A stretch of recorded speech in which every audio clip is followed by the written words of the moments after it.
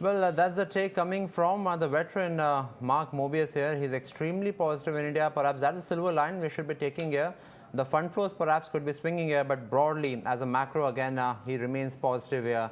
Now, what should be interesting here is that there are a lot of moving parts today. How you should be playing on the Indian markets in terms of Nifty, Bank Nifty, the stocks again. What should be the strategies?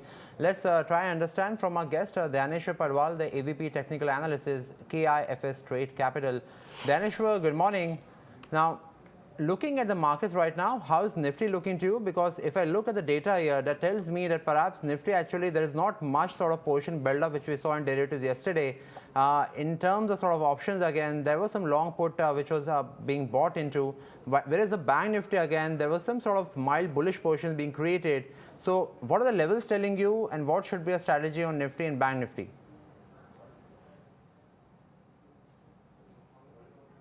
Yeah, good morning, Piyush. Although the key benchmark index Nifty looks strong on the chart, as it witnessed a very good pullback towards the 10,750 from the recent low of 10,000. So, however, this ongoing pullback could be limited until 10,750, 10,800 mark, and which is placed in the proximity of 61.8% Fibonacci retracement of the previous fall. So we may expect that in coming days, indices may trade in a tight range of 10,500 to 10,800. So I advise traders to rather going for a directional view on indices, one should look for a stock specific action. Right, and also what would be your view on Nifty IT? If somebody wanted to play on dollar here, yesterday we saw some start buying in the TCS, and again towards the end we saw a cool off happening. Midcap IT, a similar action. They ended in good positive, but still they were off days high here. But then dollar index now actually has surged in the last evening trade here in the US markets. Looking at that, is it prudent to buy Nifty IT futures?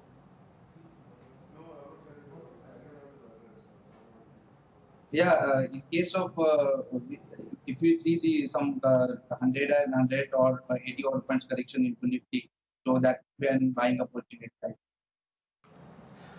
Right, and Dyaneshwar, what would be your topics before actually we start discussing the oil stocks and other the IT stocks also? But then broadly, what would be your topics today?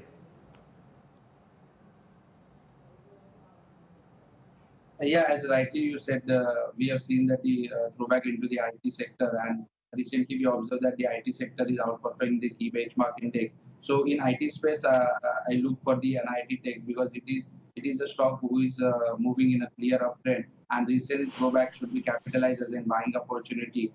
So one can go long in NIT Tech by keeping a stop loss of 1010 for an initial leg of up move towards the 1160. Right, and Dyaneshwar, let's talk about the oil marketing companies here. Primarily, again, the trade should be that aviation stocks, oil marketing stocks, again, those should be seeing selling pressure. Paint stocks, perhaps there could be doubts because over the last 3-4 sessions there have been long positions. But broadly, oil marketing companies, they should come under pressure here. So, any stocks, HPCL, BPCL, IOC, what are the levels we should be watching, and are you comfortable in selling them at the opening trade here?